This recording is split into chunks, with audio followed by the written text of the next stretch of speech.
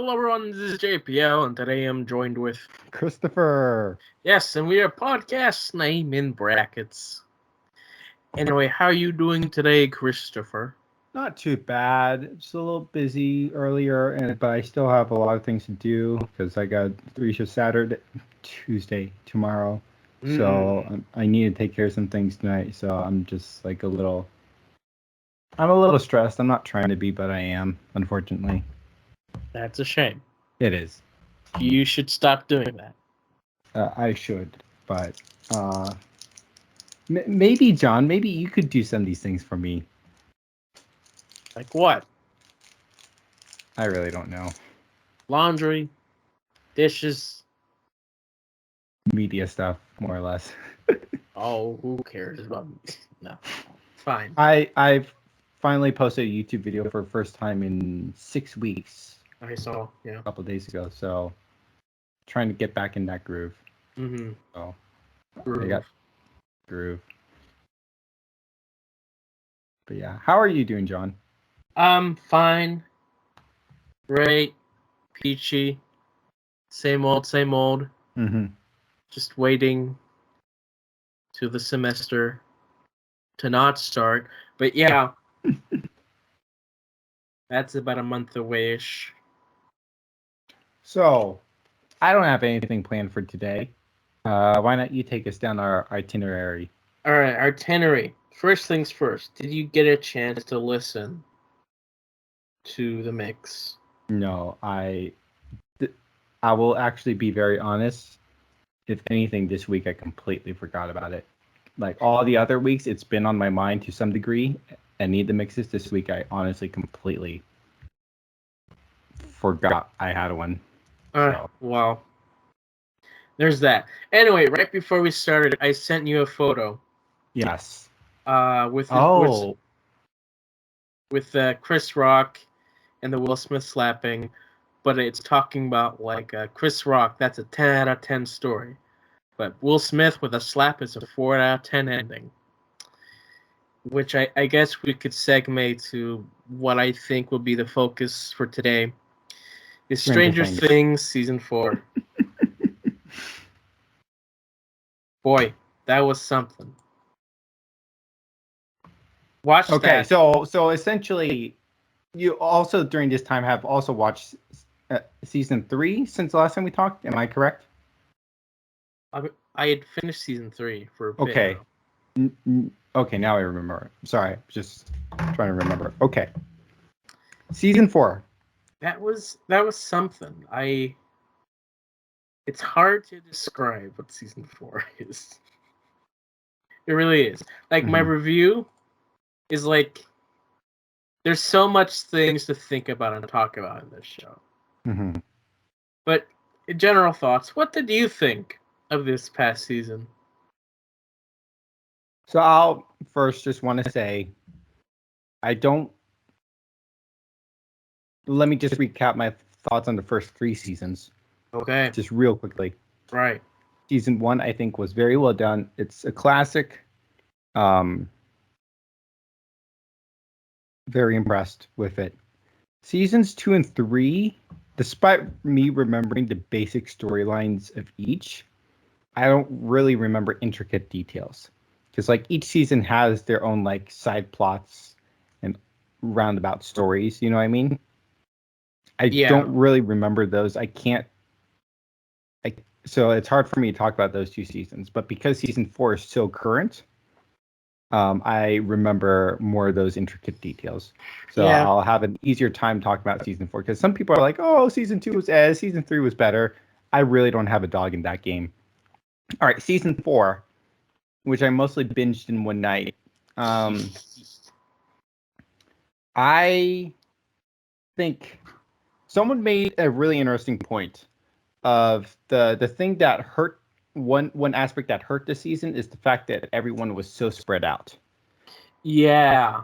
And if you think about it, those spread out stories are the stories that essentially almost don't mean anything to the season, specifically the Hopper and Russia storyline and Argyle and his pizza fan. those two storylines, or more like, oh, you like these characters, we'll just show them in whatever environment they're in. Don't really affect what's going on in Hawkins until they realize, oh crap, we gotta end the season. Let's make them matter. Yeah, and even at that point, like they still don't matter as much as they could have. I know, like you could cut out all of the pizza van stuff, and you'd save yourself an entire episode. Mm-hmm. I mean, is it entertaining stuff to some degree? Some people will argue yes, but is it unnecessary? Yes. Totally unnecessary. And drawn out. Mm-hmm. My quick glance back on the previous 4 seasons. There was season 1, which I generally enjoyed. I gave 3.5 stars. That's probably my favorite of the seasons. Mm-hmm. Yeah, because it's so simple.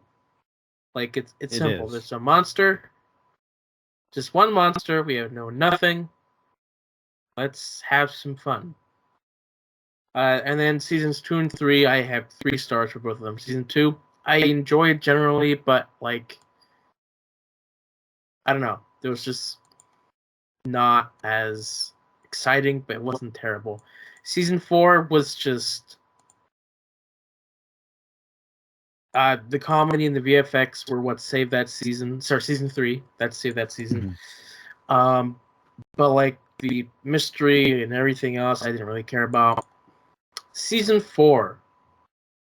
Like what I just want to say one quick thing about seasons 2 and 3 is that they really didn't progress the story of the Upside Down that much like season 4 did.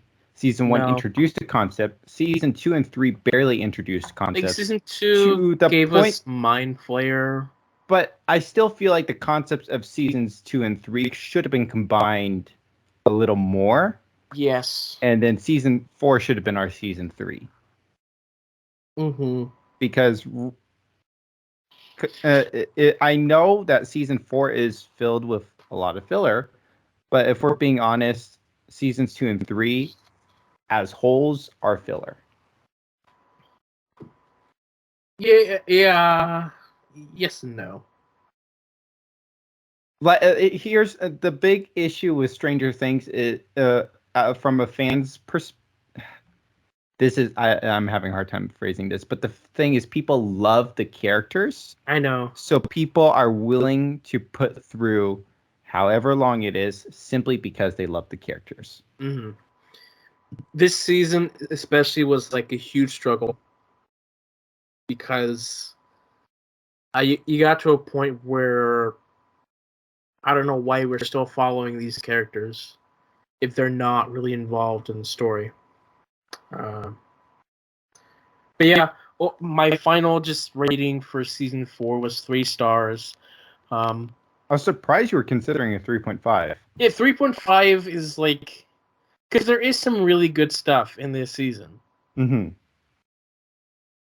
But just going with how I wrote it, here's what I wrote. This season is a mixed bag. On the one hand, it presents an interesting mystery with a cool payoff in the reveal, which is the entire Vecna thing. Yes. Yeah, speaking of Vecna, I had written something. Yeah, when I just started the first couple episodes. I sent you like a comment saying, "Theory. The creators of D&D went to the Upside Down and created a game based on their experiences. If that doesn't happen, I'll have some negative points to give." But the reason why I said that is because the kids always explain the villains through D&D. Through D&D and basing it off the characters. And like they're always exactly the way to describe them. And it's like in season 1, like it was cute. It was a Demogorgon. Like there was nothing specific. It's like, oh, that's just what they call the monster. But they also described the Upside Down. But that could also be like understandable, because whatever. But then the more they did that, like in season 2, the Mind Flayer. It's like, oh, okay, well, I guess, sure, whatever, why not? But by the time we got to season 4, and they call it Vecna, and it's exactly the same thing but different. I'm like, man, they're just really pushing it. Mm-hmm. And so I came up with this idea just to make it, better. It's like, what if the creators of D&D went to the Upside Down and they had this adventure? Like, that makes sense to me. At the time you wrote it. At the time I wrote it, it made sense to me. But then when you got to, was it episode 7, when it's revealed that the Upside Down is stuck in season 1? Yeah. It kind of falls apart there. It kind of falls apart. Although, not impossible, because Vecna went to the Upside Down, and it was just weird places. But yeah. And what you were talking about, the payoff, like the ending of episode 7, is probably my favorite moment in Stranger Things. Like, the whole reveal was just so good. Sure, yeah, the reveal was good. Although, episode 4, the ending of episode 4 is probably my favorite of the show. Really? That's Max's first encounter with Vecna. Okay. With that song that's now being played everywhere. Yeah. That one, like, even though I know what's gonna happen, mm-hmm. like later on, because I've seen behind the scenes pictures. Yeah. I'm like, man, they did a good job making me feel tense during this moment. Mm-hmm. Good job. It's still being drawn out, but it's pretty neat. I'm liking it. Well done. But yeah, also the Vecna reveal. I wrote something about that. Because just one thing, what you were saying about episode 4, I honestly felt that more at the end of episode 9, with Max's second encounter. I felt more tense that time. I was just done. That's fair. By that episode, I was just done. Okay, we can get to the ending later. All right, your Vecna reveal thing. Oh no. Like all of this was just messy. Mm-hmm. Like I got to a certain point, like a few episodes in, then I started just guessing things to happen, just based on just basic storytelling. It's like, oh, how would I tell this story? Oh, of course, you have to have those basketball jocks be those. Okay. See, I hate that. I hate them. Bro. Not because of who they are, but because they're just so bland and like very predictable. It's like, they're gonna cause problems, especially in the finale and all this crap. They always show up exactly at the wrong time. And I knew that they were gonna do that, and they did that, of course. What I really hated about it is, especially Jason, like, he looked like he was pulled out of like a 2010s high school movie. He was the most bland character. Oh yeah. In Stranger Things, like, aside from season 1 introducing 4 bland kids, like, each of the characters have had some different element to them. Even when they introduce Eddie, who's, a fan of metal, or Argyle, who's always high, you know what I mean? And then there's just Jason. But like, they're just like, what the frick? I get the logic that they were going with. It's like, at the time, D&D is an epidemic. But he was just so basic of a character. That's my issue. It's so basic of a character. Motivations made sense. It's like, of course. You see a body float, and you're chasing someone who you think is being part of a devil cult. Mm-hmm. You're going to believe, holy crap, this is real. Mm-hmm. But it's still frustrating because you just don't want to watch that. That's not what I watched this for. Yeah, it was really frustrating. It was frustrating. And, like, it wasn't even a good payoff by the end. Because, like, when you have a character like that, 2 things happen. 1, they realize they're wrong. Or 2, they die, realizing that they were wrong in a dramatic fashion. He just gets knocked out and then just suddenly dies because he was in the wrong spot. Okay, but the fact he was just literally just like ripped apart just like that was near hilarious. I was like, really? Did they just kill that character? It's like he didn't even realize what was happening. I wanted his realization that he was wrong. But no, That's fair. he'd actually be validated. He's like, holy crap, they opened a portal to hell. I was right. And he dies. He was, man. And that's just one element that that was there. Mm-hmm. One of those antagonists that they have to put in to cause trouble. Yeah. The other one was the government, who just Yeah. was just missing for most of the show and show up when it's very inconvenient. Mm-hmm. And then they just are dropped by the finale. Mm-hmm. Like, what happened to them? It's like they see their number one target being running away in his pizza van, and they don't think we better go after them. We know what their car looks like. They're just gone. They don't exist anymore.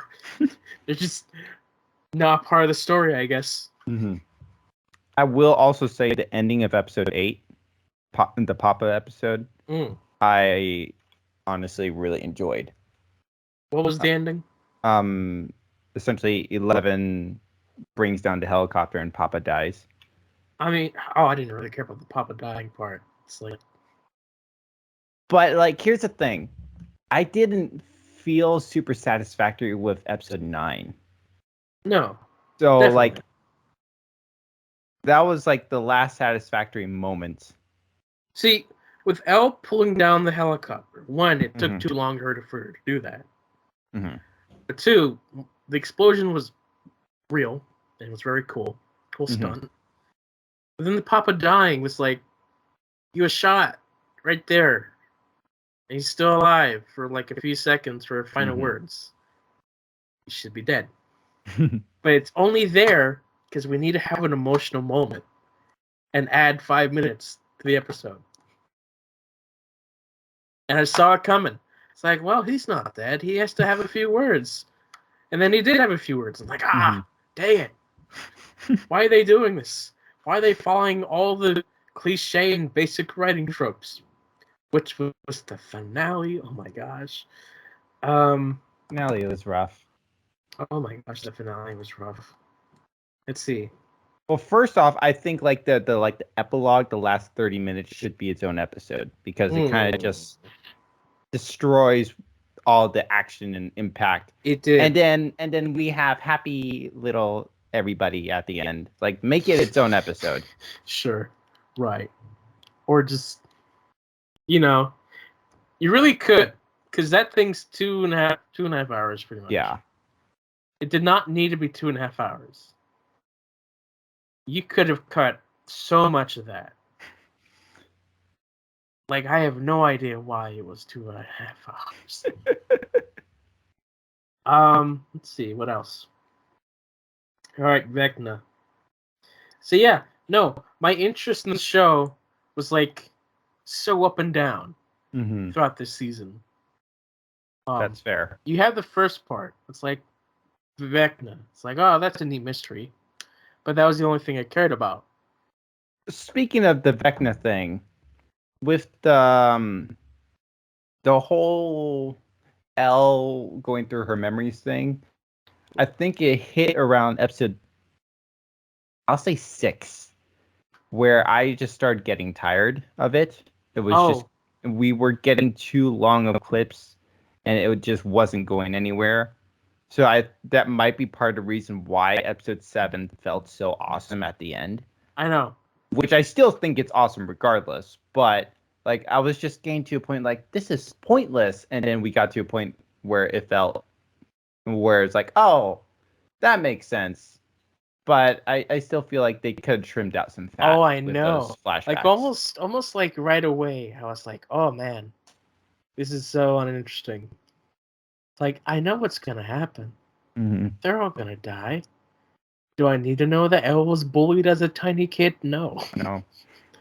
But like right away, the orderly, I'm like, that dude's sus. He's not something's weird with him. I don't think. Yeah, like right away he seems. I mean, like, again, you're the genius. I'm not. No. Like he just played the character really well. Like where he I played the believe character him. really well, but you also have to think about it. It's like, why is this one orderly being so prevalent in these moments? It's like, well, one of two things. Obviously, we're seeming to think that he's a nice guy, but he's not. Like, one, he's a creep in a weird way. You know, the not safe for kids way. Mm-hmm. And so by the time we got to that episode, like where it's revealed who he was, it's like, oh, okay. But there's more, because like there's the whole house thing with the 60s people. It's like, oh, okay, that's weird. I don't know what the timeline is with that. How does that work? I don't know. Mm-hmm. But like during that final episode,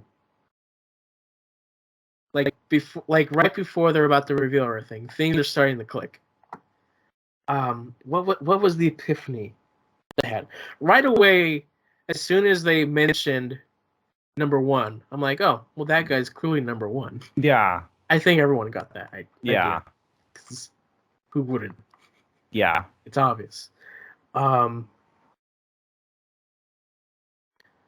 then it was interesting because my mom had the idea of like, what if, like, oh, what if that guy's Vecna? She said it out loud, and then she's like, oh no, wait, that wouldn't work because of the 50s thing. And I was like, oh yeah, that's right. But then it just suddenly everything came together in my brain. It's like, wait, that could work. It's pretty much like after we've accepted that the guy is one, and like Elle and him are like planning their escape, that's where like, oh, so this guy killed the kids. Like that is the immediate thought you have. And then something's gonna happen. But then I thought, so I know that Elle is gonna have to face Vecna in the end, because why wouldn't she? This is her whole story now. It would be every writer's goal to make those emotional beats connect, where she has an emotional past that has to reflect her present. And that's when it clicked. It's like, oh, yeah, this guy's totally Vecna. Because if she's going to fight him later on, this guy has to be Vecna. And then Vecna started telling Nancy about the 60s again. It's like, oh, yep, there he is. He's the kid. There we go.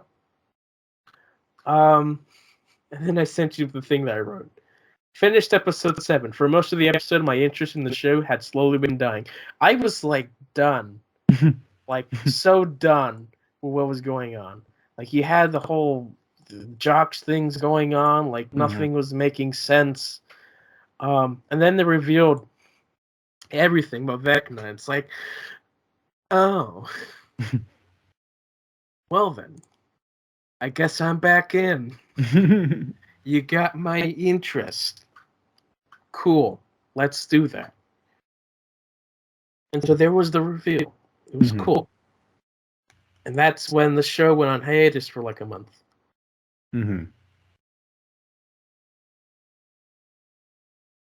Review. Okay, yeah. Interesting payoff in the reveal. So on the other hand, the episodes are way too long. And fill the time with boring nothing. And that's just establishing shots of just characters doing things that don't mean anything. There are way too many shots and scenes that should have been taken out.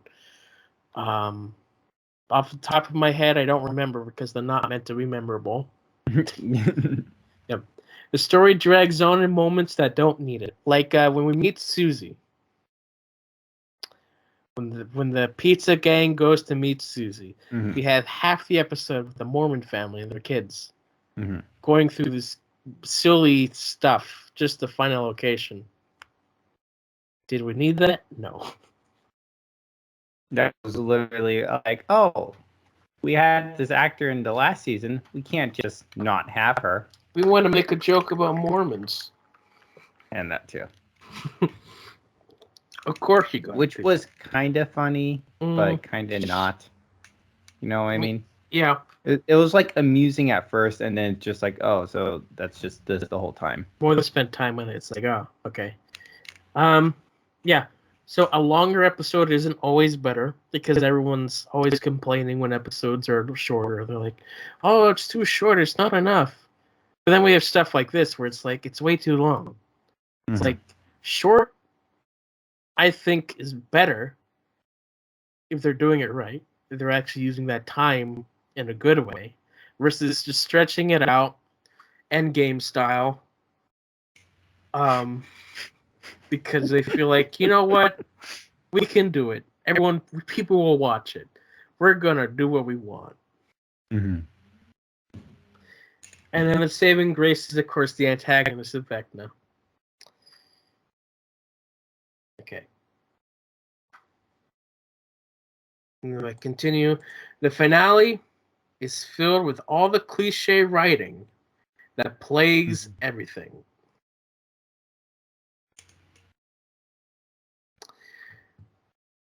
There's a lot. Even down to the lines the characters are saying are like, this is clearly from the book of writers. Especially when Elle faces off against Vecna. Like, everything. That's it. That's it. Like, she's like, it's not too late for you to stop this. Yeah. I know. It's like, it's not, he made you into the monster. It's like, what? It's all just like nothing that the characters would actually say based on the knowledge they have. It's just like, well, here's what everyone says. So let's say it. Mother pointed this out, something that she hates seeing, is that there's always in every single superhero stuff, even in every show, everything, where our villain is clearly more powerful than a hero. And when a hero is like at his weakest, about to be beaten, usually they're met with a speech or an inspiration that suddenly empowers them to defeat this villain. And what happens in this? Elle being choked by vines. It's like, and we have Mike, because we had to have Mike do something. He talks to Elle about love and all that stuff. And, America Chavez made more sense. I think they did better with America Chavez in that moment than this. Are you talking about the believing yourself line? Doctor Strange had two of those moments. One was Strange is being taken by, his body is trying to be possessed, and then Christine is like, you control them, and then he does. That thing happens twice. They both make more sense than what happened here. Because Elle, like, it's her powers are whatever the writers want. Yeah. And then I liked Max dying. But then... No. Like Max dying. Yes. Oh, spoilers, by the way. Well, I think it should be obvious at this point. Yeah, it should be obvious. Max dying was like, I saw a mile away. Like, as soon as they came up with a plan, it's like, oh, well, she's gonna die. Because they're too cocky about this. Like, everything is going wrong for heroes. It's like, I was so done in that final episode because my suspension of disbelief was like, why are these characters doing what they're doing?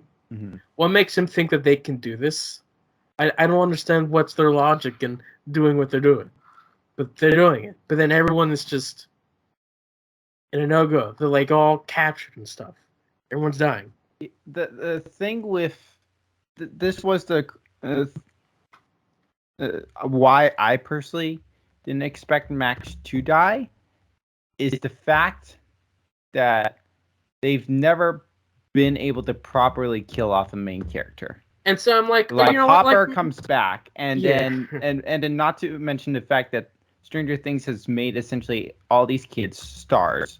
So if you kill off a star, not only is the star not going to be back in the next season, minus a flashback cameo, but you're going to get a lot of angry fans. Oh, I know. And then so when they actually killed Max, it was a surprise to a degree, but then... Oh, no, we're not there yet. We're not there Okay. yet. No, Max's death was like, oh, the writing was all on the wall. It's like, if she didn't die right then, I would have a fit. Mm-hmm. Because, my gosh, her death took way too long to happen. But, I was like, oh, consequences. There you go. And then, the whole thing was opening up, and it's like, wow, are they actually doing a cool ending? And out of nowhere, I was like, I can bring her back to life. Like, nothing is in this entire show has, like, given her the idea that she could do that. And then she does that. And then everything's fixed momentarily. And I'm like... Are you kidding me? And they're like, oh, well, of course. Of course they did that. They have to save money for next season. It's like, oh, they're not going to kill her off, but she's in a coma. Mm-hmm. Like, they'd have to really utilize Maxwell next season for keeping her alive. You know what I mean? I think Vecna's going to possess Max. And, like, that's going to be our final villain. They have to go off against Max. If they do that, that'll actually work. You know what I mean? It needs to happen. Like, if she wakes up with her bones all healed and, like, I'm ready to go, guys. The writers did confirm she is now blind. So even if her bones are A-okay, she's blind. So that will still be an interesting element. But point is, unless they can really redeem keeping her alive, for the sake of the story, I wish she died. Because instantly, as soon as she was brought back to life, I'm like, now all this emotion I had is all gone. See, they killed off Eddie. What's his name? Yeah, Munson? Yeah, Eddie That Munson. was unnecessary as heck. I don't know why he ran off. I don't know what his plan was. I don't know why Dustin decided to run after him after he was safe. None of that made sense, but like they had to have an emotional moment. That's this entire show. Mm-hmm. You have to make stupid things happen for emotional moments. Mm-hmm. Which take too long. No, like someone of the main party should have died. It should have been Steve or Nancy. Like one of the bigger people. Right. Kill him off.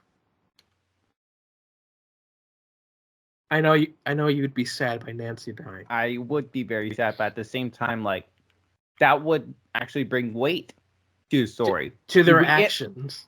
Yes. Bob comes for a season, dies. Eddie exists, dies. The Russian guy dies. In season 3 dies. Oh, Alexei also dies. Alexei dies. I was starting to like that guy, and then he gets shot. I know. Like, of course. Why? It's the new characters that die. Why is it always new characters?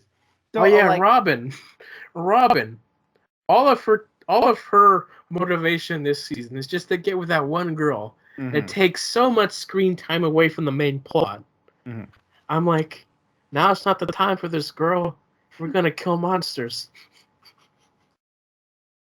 I liked her in season 3, but she didn't hit as hard in season 4. No. Right. Yeah. Of course. All right. I will say I do like the idea of platonic relationship because I don't think media showcases that enough. Right. Platonic between her and Steve. I do like that aspect. But anyways. We have the Hopper and Joyce subplot. Which sadly one of my least favorite parts of the show. Mm-hmm. Even though it's Hopper. You know I love Hopper.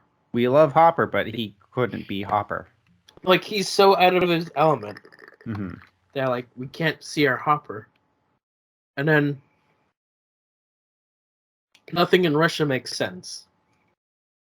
Like, I don't understand how they have all of this stuff. They got a Demogorgon, they got a Mind Flayer, but they're using them to gladiatorial battle with prisoners. Why? I don't know. None of it makes sense. How did Hopper get to Russia? I still don't know. Did he jump over a ledge and survive that way? That's what I'm guessing. He should have died. But how did he get captured? The U.S. Army was right there. No, it was the Russian army.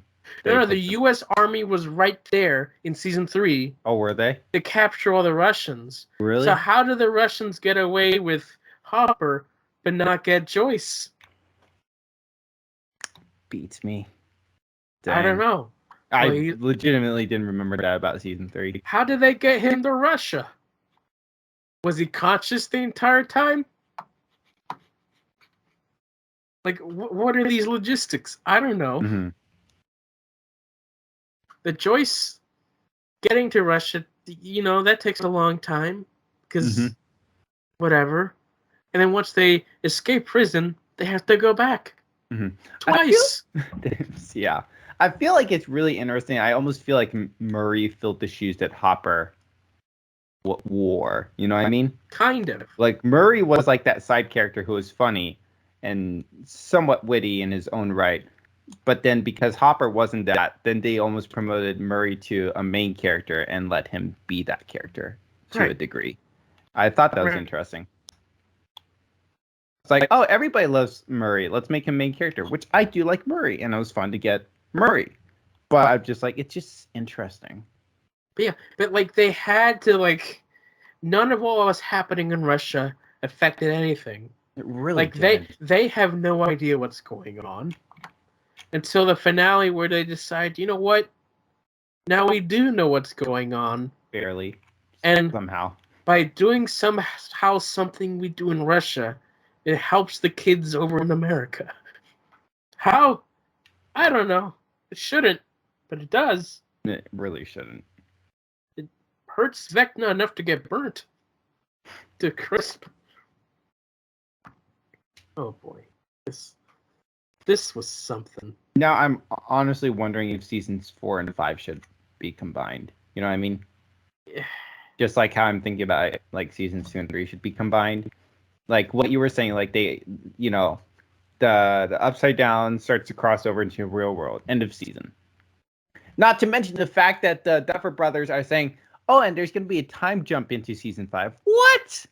How do you end it like that and say there's going to be a time jump? You know what I mean? You would think that immediately Vecna would start unleashing his chaos in the world, not wait 5 years or whatever. You know what I mean? Yeah.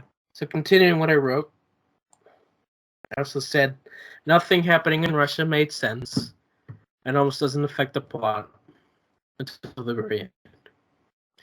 Here's the thing I brought up. How we still have the same characters is beyond me, because they're surviving the impossible. A lot of them surviving season 3 was questionable. But then they're all surviving this. It's like, whoa. What? Why did Vecna need Max? Would have been faster to get another kid. I don't know why. But that was their logic. Alright. If half of what happened in this season was cut, this would be a much higher ranking. This would be a legit season if half of this was cut. It really would. You know what? I'm almost ready in 50 years for the reboot of Stranger Things, where it's a more concise version of Stranger Things. More concise. Or they start, the reboot's actually a movie. That would be really interesting if they just squeezed. You know what? If they're like, oh, it's going to be more than one movie, a trilogy. Keep it to a trilogy. Yeah. Yeah, just what I'm saying. You squeeze seasons 2 and 3 to be movie 2, and seasons 4 and 5 to be movie 3. The end. You don't even need season 3. You don't.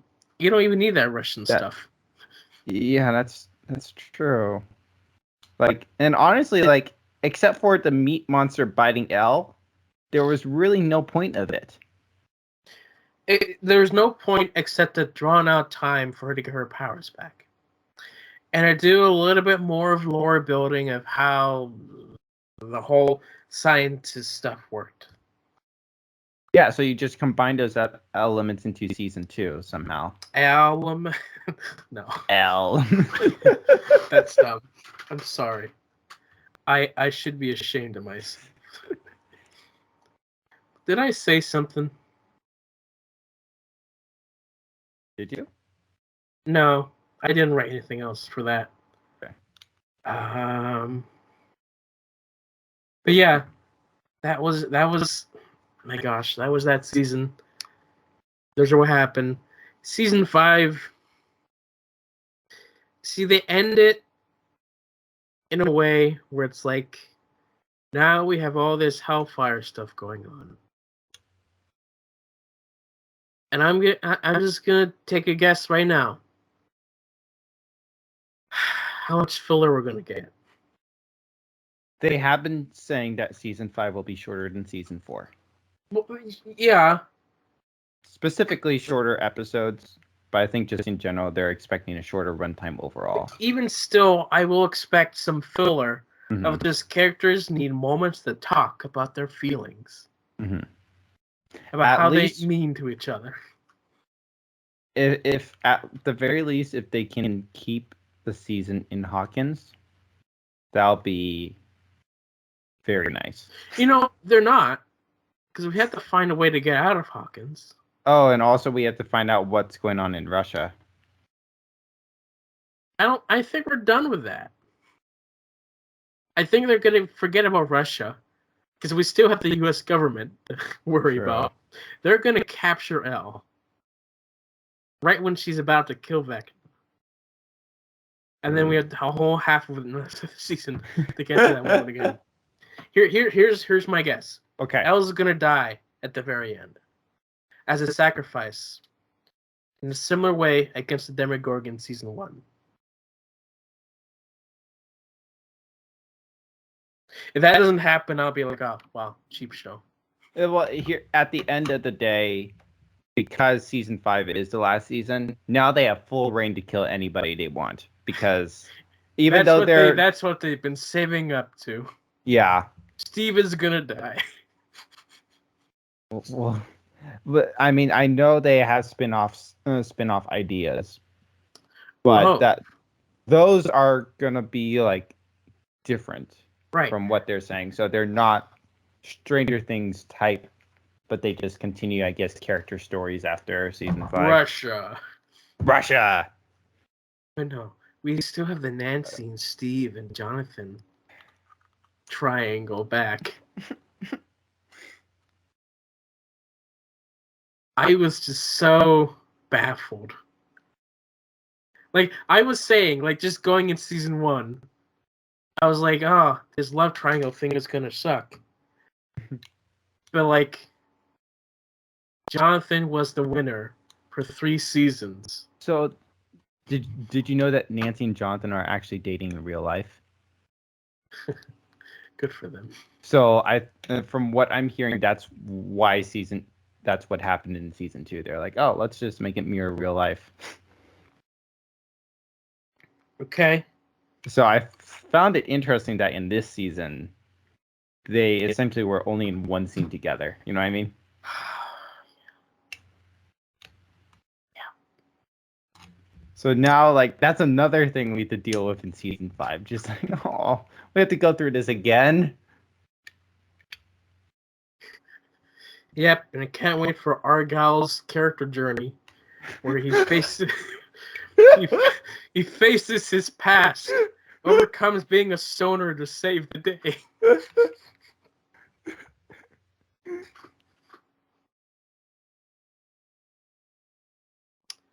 Will, Will? That's the main boy, right? See, no, Will is like the brother. Oh, brother Jonathan. Yeah, brother Jonathan. Right, Mike is. First off, I think Mike was only good in season 1. After that, he was just there afterwards. Yeah. Will was like the poor kid who has all this stuff happen to him. Mm-hmm. He's so lonely. And then, yeah, I don't know, man. Like the kid dynamics kind of worked in the first season. And then it's kind of just the only person that they give character to is Dustin. Right. Dustin is the heart of the show. Yeah. With a little bit of Lucas. Because like they always choose Lucas because he's with Max, I guess. But still.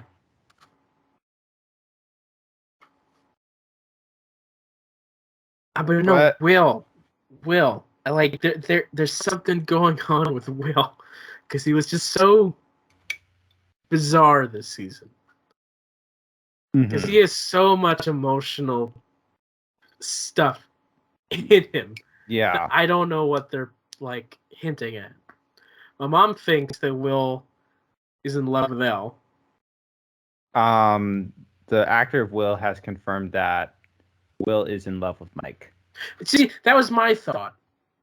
It's like, you know what? I'm kind of getting the vibes that they want to make this kid gay. Mm-hmm. There's some very peculiar wording that they did with him, especially in season 3. And then really? In season 3? I didn't catch it in season 3. No, in season 3, like, he was just a very weird way of describing Will, like, near the end. Nothing to really say, like, confirmed, but, like, that was a thought.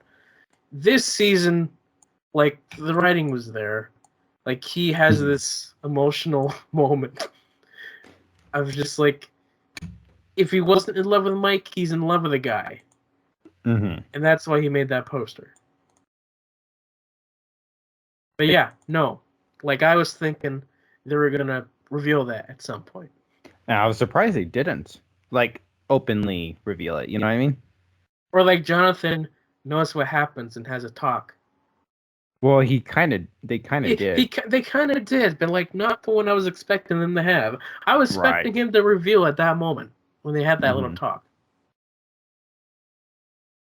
But no, yeah. He was giving off those vibes. I was like, that's, I guess, diversity.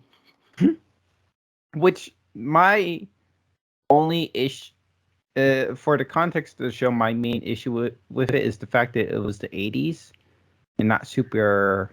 I know. Popular back then. It's not super public. I don't know how Robin was so gun ho in season 3. Right. To like reveal it the way she did. Yeah. At least she kept it quiet here. Because she was worried about the outcome. Mm-hmm. That made more sense.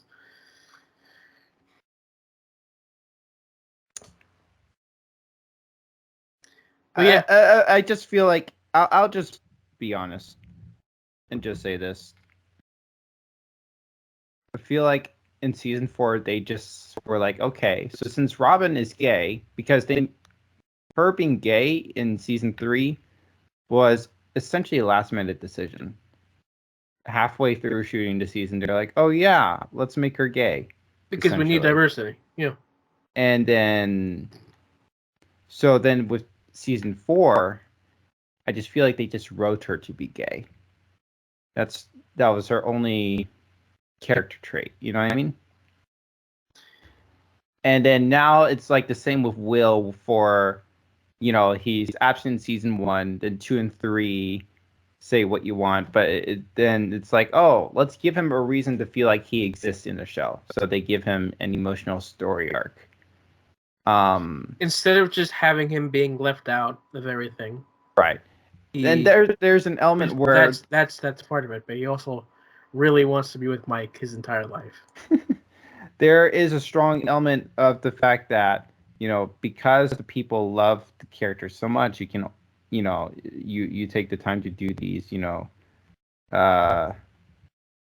emotional storylines, and, the fans connect to the characters more and such, which can be good. And honestly, I'll be very honest, especially in the first 2 seasons. If Stranger Things was just a slice of life show, I would be so entertained by that. There are moments where I legitimately almost didn't even care about the Upside Down because I was invested enough with the characters. But it was kind of hitting the point in season 4 where I was more interested in, I want to know what's going on with the Upside Down. Yeah, I didn't care about the slice of life. The first episode was like boring until the end where someone dies. Yeah. Gore. That was something you were talking about this season. What were your thoughts? I was surprised how tame it was. Mm-hmm. Everyone behind the show were like, it's gonna be gory or whatever, and I think the only thing they were referring to was the way that Vecna killed people, and the dead children. But yeah. Outside of that, what gore really? I was a little. This doesn't help with Daredevil or Punisher. It does not help with Daredevil or Punisher. So, yeah, no, I mean, like even with season 3 with the meat monster, it even disturbed you more than it disturbed me. So I'm chilling. Right. Like it. I think what I mentioned, like my main issue with gore is when we see like really like ripped apart bodies. Like it could have gotten to that point at the end of season 2 when the Demogorgons were eating Bob, but they kept the scene really dark to not show it being really gory. Sure. But yeah, no, I'm. But on the same token, it is really interesting the fact that I guess the Demogorgon attack was the closest thing, but that was very quick. There was an element though which it blows me away how I feel like you can do more in a TV-14 than you can do in a PG-13, which for me makes almost no sense because you have to essentially go pay to watch a PG-13 movie, while a kid could turn on the TV and so happens a TV-14 show play. You know what I mean? Right. Like even watching the Cloak and Dagger show, there were, personally to me, there were a couple of moments that were more disturbing than what I saw in Stranger Things. There's one scene where a man was killed bloodily. Sorry, we didn't see it. We saw the aftermath, but he was bloodily killed and stuffed in the refrigerator. Nice. And there was like a good like 3-second shot of that. That in my mind was more disturbing than anything I saw in Stranger Things. And I'm like, wow, you can actually do that in a TV-14 show. You know what I mean? And then it's really interesting how, like, specifically Marvel. Now, again, like, for me, like, I do appreciate, a shying away of gore. That's me because I don't love gore. But, like, it is really interesting how, comparing Marvel to even Stranger Things, where there's just, Stranger Things at least feel they have blood, and Marvel doesn't. Essentially, like I think even in Black Widow, there's one early scene where like you probably don't even remember it, but one of the Black Widows gets killed. Yelena kills the Black Widow, I think, and the spot where she was killed, I think, was changed to be a transparent liquid instead of blood. And I'm just like, it's just really interesting to me. Like for that, like I wonder, is that a Marvel thing or is that a PG-13 thing? But if it's a PG-13 thing, it blows me away that you can get away with so much more in a TV-14. Yeah. Some news that we missed from last week. Spectacular Spider-Man was on Netflix. Yeah, I meant to say that, and then I forgot to. But I really wanted to see your reaction, John. I know. Like opened Netflix and there it was, like being advertised. I'm like, oh, yay! It has a place now after being in limbo for so long. People can discover this show now. Cool. It was trending on like Twitter for like 2 or 3 days.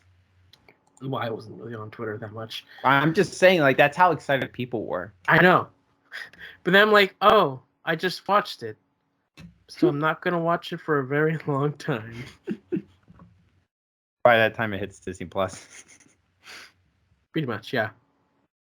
Or you watch on Netflix before it hits Disney Plus. Pretty much, yeah. Yeah, pretty much. But they're getting their Spider-Man stuff. Spider-Man 2 is going to be on there soon-ish. On Netflix? Yeah. Yeah, why? I don't understand this whole deal. I know. Doesn't make sense. Why is what? But no, one of the things that was like announced recently is that The Last of Us TV show, they released like an image, a promotional image. That got me like, oh yeah, this thing's happening. You know nothing about this, but like I'm intrigued. Is this the Korean zombie show? What? Korean zombie? I guess not. It's a zombie video game that they're doing a show on. Sorry. Which no, it's pretty much the story of Logan and the Mandalorian. Combined. Yeah, it's pretty much to describe that. Interesting. Logan is exactly the story of The Last of Us. It was zombies. Interesting. Yeah, which I'm intrigued by. They have the main actor from The Mandalorian to play the lead. Really? Which is like, oh, well, that's kind of on the nose. But no, I'm intrigued. I'm hoping that it's a good adaptation. Please. Somebody. Because, like, video game adaptations is still not where it should be.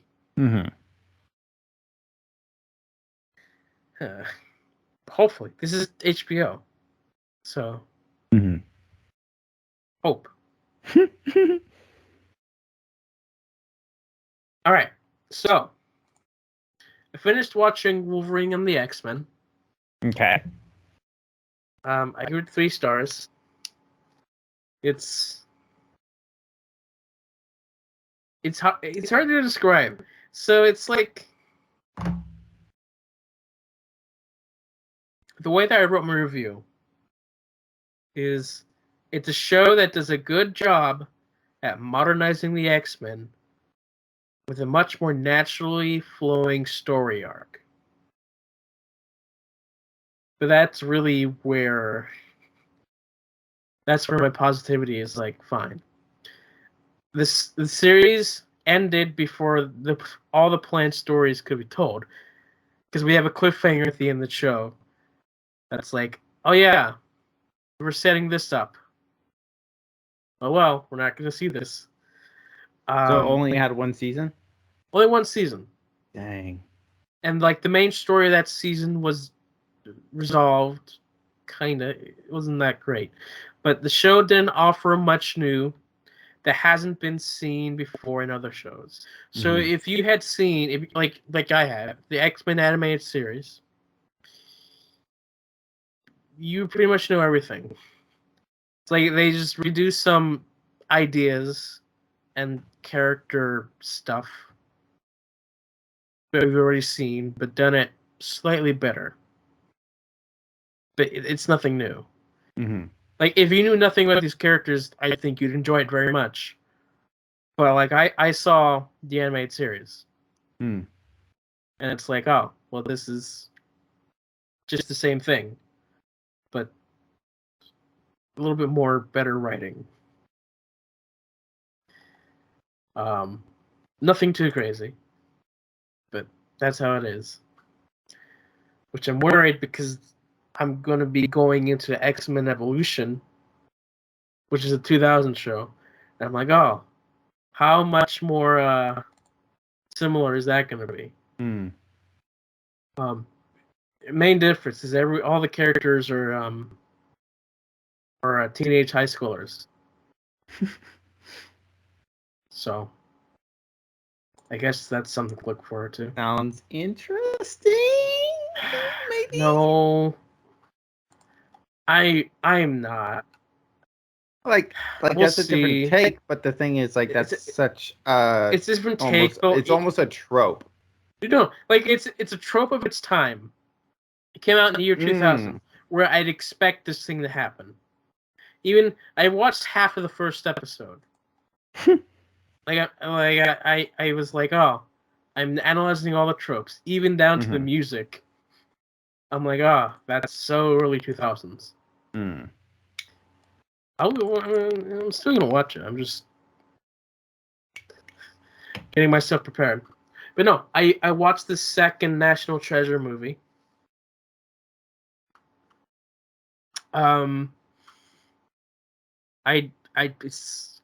say it's like the same as the first. Just rehashed? I mean, yes and no. In a lot of ways, so the action and the budget, you can tell, is like much better quality. Like the basic story and how the characters respond to it is just weaker. So there you go. And like again, what we get in like later stuff, like in Uncharted, they do this same idea much better. I now see why people were like wanting a third movie, because they were kind of setting up a third movie. Kinda.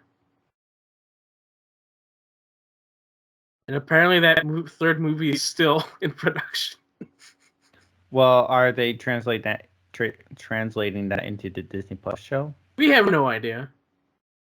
Like the main director is like, we still want to do this. Like I can't say anything, so I don't know if we're even gonna get it. It's whatever. But yeah, no, I started Miss Marvel. So I'm 4 episodes in. There's 2 more left. Man, I liked the first episode. Episode 2 felt like filler. I'm indifferent about episode 3 and 4. Get ready for these last 2, man. It's like the first 2 I think were fine. The first one's like, cool style. Like this, I was legitimately like, this is pretty decent for what it is. Like like the first 2 episodes mainly like slice of life, this person in high school and stuff, and I was expecting that to be the whole show, of this character learning to become a superhero while being in high school, like Spider-Man. It was just the first 2 episodes with that style. It's like, oh yeah, cool. I guess it's neat, but there's still not much of a plot here. Then episode 3 decides, you know what? We need a plot. And it completely lost me. Because out of the blue, out of nowhere, like, yeah, we have these characters. They're hundreds of years old. They're involved with Kamala. And I guess they're out of time, but they don't know why. I thought it was interesting, like the first 2 seasons just felt like a rehashing of the original Spider-Man Maguire movie. And then, episode 3 and 4, episode 3, like, okay, this is actually going somewhere. But like, I just was so disinterested when they first introduced that stuff, because that was so bad the way they did it. It's like nothing was like built up to it. It's like Kamala just bumps into these characters and suddenly they're explaining, yeah, we're hundreds of years old. This is your power. This is what everything means. And it's like, oh, okay. We just came off of high school crush drama. We have the damage control. But I guess we're dealing with this now. And then they're bad guys because they're impatient. And then in episode 4, almost became Stranger Things light. Episode 4 turned into Moon Knight when they went to Egypt. It's like, oh, I guess we're going to this different country, just like Moon Knight. When Miss Marvel is a New York hero, what's she doing over in Pakistan? I don't know. Her roots. But no, when they went into that explanation, it was like, yeah, so they're from this dimension, but then it will cross over into ours and then destroy ours. Like, that's literally what Stranger Things 4 right there. It is. It's also... I'm like, this is interesting, but what? Yeah, what? So, like, right now, Kamala's in, like, this weird memory thing in the past. And I guess that's the next episode. Yeah, man. Oh, I'm not looking forward to it. I really wish you finished it by now so I can just cry about it. I was going to. But then I thought, I don't want to watch it today. I really don't want to watch the last two. My mom's not watching it. Like, really? She doesn't care. Tell her it's less weird than Moon Knight. Like, no, she's there. But then again, she's there on her computer. Like, she's not actively watching. It's like, I'll be in the room with you while you watch it. She's on Candy Crush, doing whatever she's doing. Yeah, I'm sitting there suffering. Being like, huh. Okay, I'll just say, if you thought any of these previous episodes were bad... I heard episode 5 was bad. Episode 5 is bad. It's so bad. And like, she's not even a superhero yet. And then episode 6 is essentially the last episode of Hawkeye.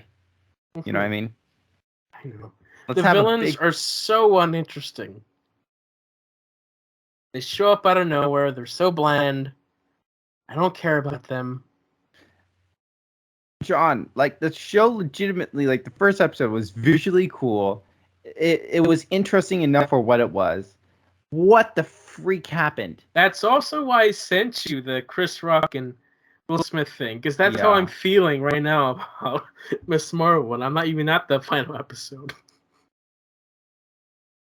Oh my god. Anyways, so there's one thing about the finale I wanted to talk about, but we'll save that for next week. I guess we will. I'm really curious your thoughts. So yeah, I wasn't sure if you were actually watching it or not, and if you wanted me to spoil it, but since you are watching, I won't spoil it. So yeah, we'll see. We'll see. I've watched the first episode of Jessica Jones season 2. Nice. Just to say, did that.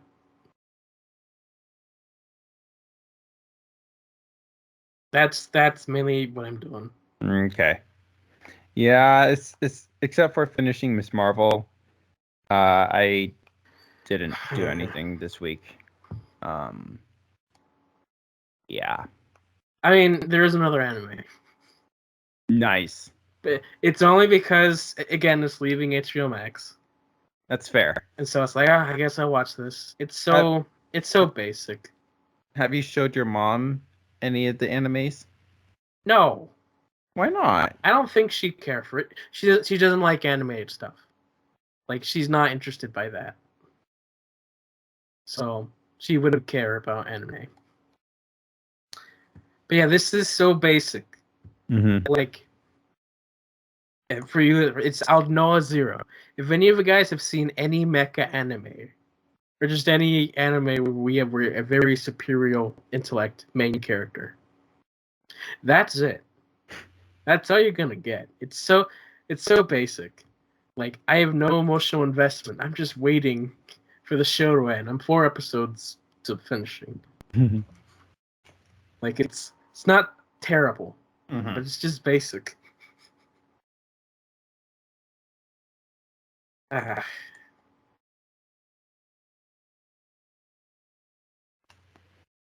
Oh, I did watch some South Park while gaming on my phone, but you don't care about that. Oh, there was the South Park Streaming Wars Part 2 thing. There was that. Completely forgot about rating that. Bet there was.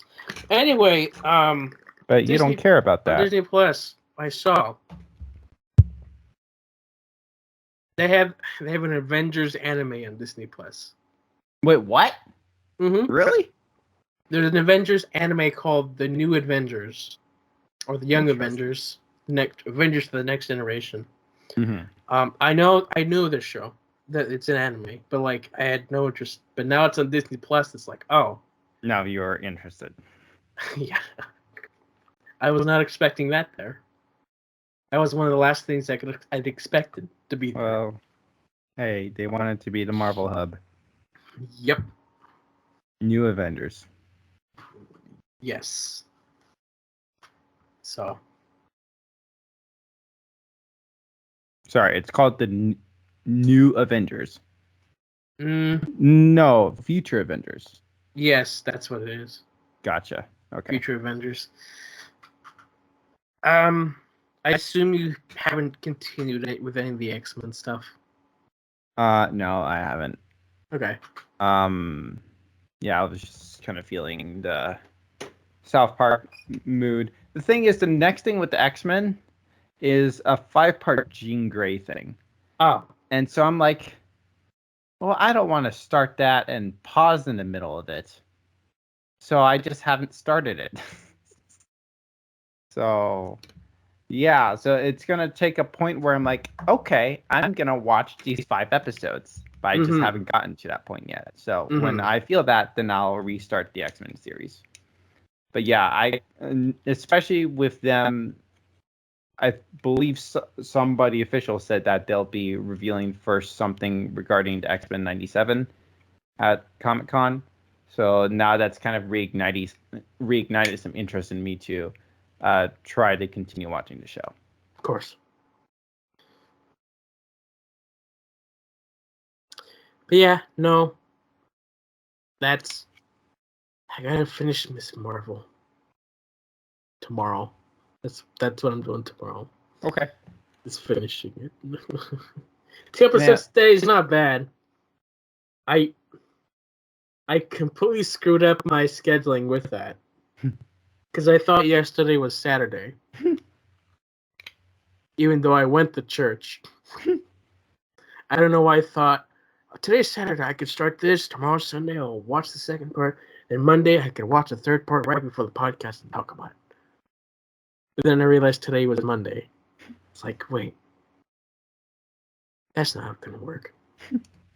Then I thought about finishing it. But I thought, no, I don't care. Because here's the thing. What hurts me is so many people were not excited about Ms. Marvel. And I wanted to have hope for it. You know what I mean? So many people have not watched Ms. Marvel and they don't care. And I was hoping that it would be good to some degree.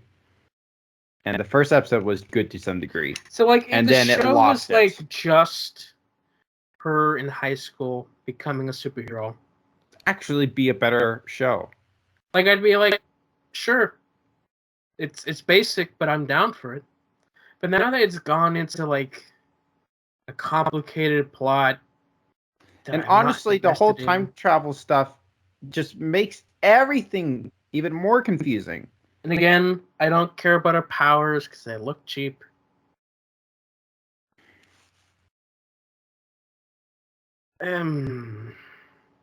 It's a thing. Why is Marvel screwing up so much? I don't know. Quantity over quality. I don't know what I don't know what the thoughts are with this. They're like, oh, if we slap Marvel on it, we make money. So they just half-heartedly do stuff and make money. But like, what's crazy is both like Doctor Strange and Thor: Love and Thunder second week box office like dropped like 67% from the first week. Now, Doctor Strange worldwide almost made $1 billion, but we'll see what happened with Thor. Yeah, and I'm not watching it until Disney Plus. Yeah. So, is this going to be the first Marvel movie you will? No, you didn't see Black Widow or Eternals. I didn't see Black Widow, Shang-Chi, Eternals. Oh, Shang-Chi as well. I forgot about that. Yeah. Mm-hmm. So were those the first Marvel movies you did not see in theaters? No, there was quite a bit actually. Really? No.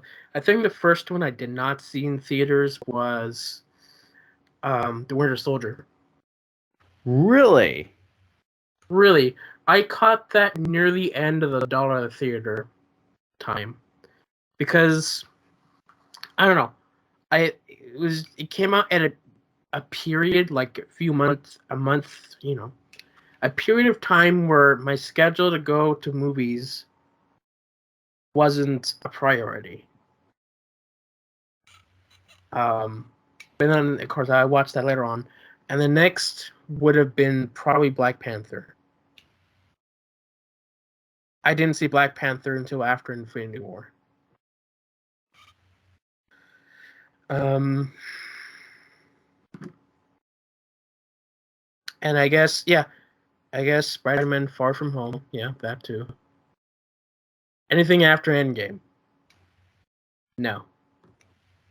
Except for No Way Home and Doctor Strange. Yeah, because I was expecting those to be bigger. Specifically Doctor Strange, yep. Yes.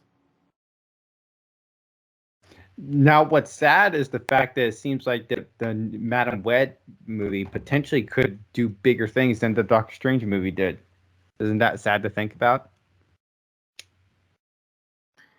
I mean, sure, but that's the whole point of Madam Web. But here's the thing, because Doctor Strange was advertised to be the game changer movie. Yes, it was. That's the thing, and even Sony was like, Madam Web is our Doctor Strange.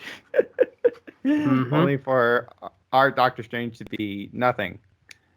Doctor Strange shouldn't have been promoted that way. Maybe shouldn't even have been a movie. Right. Most of these TV shows should have been movies because the TV shows aren't doing it. And some of these movies probably should have been TV shows. Yeah. It's ridiculous. I'm definitely not going to be watching the Black Panther, Wakanda Forever in theaters. Because without Chadwick, I don't really care because they're not replacing him. Right. I'm really curious what that box office is going to be like because Chadwick made Black Panther. I'm sure some it's going to be a mixed bag because he was Black Panther, the big one. But I might see Guardians 3 in theaters. Because I've seen the last 2 in theaters and I generally enjoy them. But yeah, Thor was just the smart move. Especially right now, we don't have a whole lot of money to do this. And honestly, at the end of the day, Thor doesn't move the MCU. Of course. So that's why I say Thor should be a TV show.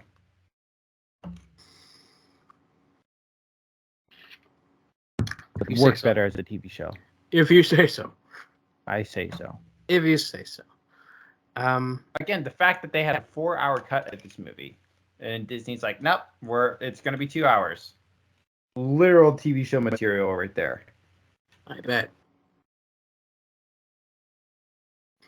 Release the Taika cut, but then Taika says director's cuts aren't good, so it's not going to happen.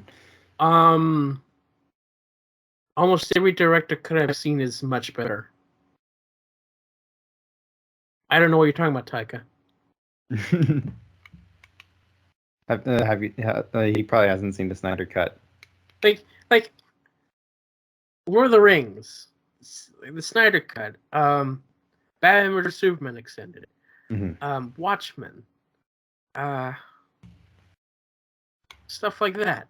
Like, I've seen all those extended. They're all better. Well, I don't know what he's talking about. What movies have he seen? I don't know. But he's working on a Star Wars project. That's something. Yes, that is something. It's something. I don't know. Yeah, next month we got She-Hulk. Yeah. At this point, any excitement I've had is completely out the door. I'll still probably be watching it week by week, but like especially with Ms. Marvel. Yeah, I mean, could be good. Like I didn't like the trailer for She-Hulk, and Ms. Marvel ended terribly. I'd say there's hope, but like, given the track record of everything this phase, I truly believe the next good MCU product we're getting is going to be Guardians of the Galaxy 3. I think that's the next good release. I have no faith in anything except for when is Quantumania releasing? I can't remember at this point because they swapped the Marvels and Quantumania. Quantumania is releasing in March. Yeah. So at least that will move the MCU forward. Mm-hmm. But in terms of actual story, it's going to be Guardians of the Galaxy 3 because James Gunn actually cares. So I'm expecting a good story with Guardians of the Galaxy 3. But outside of that, I'm not looking forward. I'm still going to be watching. I'm still going to go to the theater to watch the stuff so I can avoid spoilers. I'm still probably going to be watching the TV show episodes on the day to avoid spoilers. But I'm not expecting quality. I'm more excited about the announcements of future stuff versus actually seeing them. Because it's the idea of like, oh, that's neat, they're doing this. It could be cool. It could be cool, but probably won't be. Yeah, that's how I was this entire phase. It's like I saw the slots, like, oh, that's neat. Then I didn't care about any of it when it finally came to be. They better pitch it good. Like we're they've been pitching it good for a while now. But the thing is, like, we've gotten to the point where so many people have lost hope. I know. That they better pitch it good. Yeah. That's people want that Fantastic Four and X-Men. That's what they want. Yeah. If they don't announce Fantastic Four at Comic-Con, people are going to be pissed.